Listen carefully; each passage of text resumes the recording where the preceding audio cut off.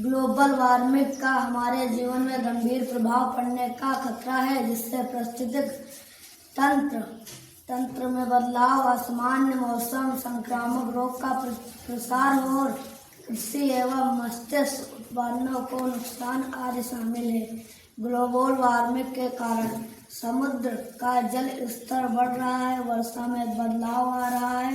लगातार चरम मौसम की घटनाएं हो रही हैं और रेगिस्तानों का विस्तार हो रहा है। ग्लोबल वार्मिंग का मुख्य कारक जैसे वायुमंडलीय ग्रीन हाउस गैसें जैसे कार्बन डाइऑक्साइड, मीथेन, CFC और नाइट्रस ऑक्साइड शामिल है। ग्लोबल वार्मिंग के कारण कोयले और तेल जैसे जीवाश्म ईंधन जलाए जाने से ग्रीन हाउस गैस बनती है। अत्यधिक वाहनों का प्रयोग, नवीकरण में वृद्धि, लगातार वृक्षों का कटना, कारखानों से निकलने वाले हानिकारक धुआं, अत्यधिक AC, फ्रिज, जनरेटर, इन्वर्टर का प्रभाव, संक्रामक रोगों का प्रसार, बढ़ती प्राकृतिक आपदाएं जैसे बाढ़, सूखा, सुनामी, तूफान आदि,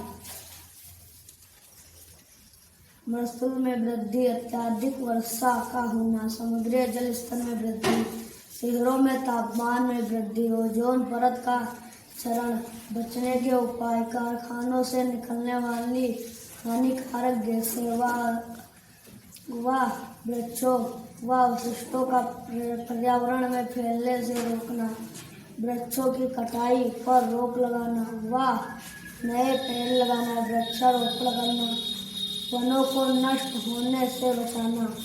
हानिकारक गैसों के प्रयोग कम करना, विद्युत ऊर्जा के स्थान पर सौर ऊर्जा का प्रयोग करना, वाहन से निकलने वाले धुएं का प्रभाव कम करने के लिए पर्यावरण मानकों का सख्ती से पालन करना, अच्छी ऊर्जा के उपायों पर ध्यान देना, सार्वजनिक वाहन का प्रयोग करना, प्रदूषण को रोकना, ऊर्जा में नवीनकृत स्रोत का प्रयोग करना। अतः हम सभी को समझाना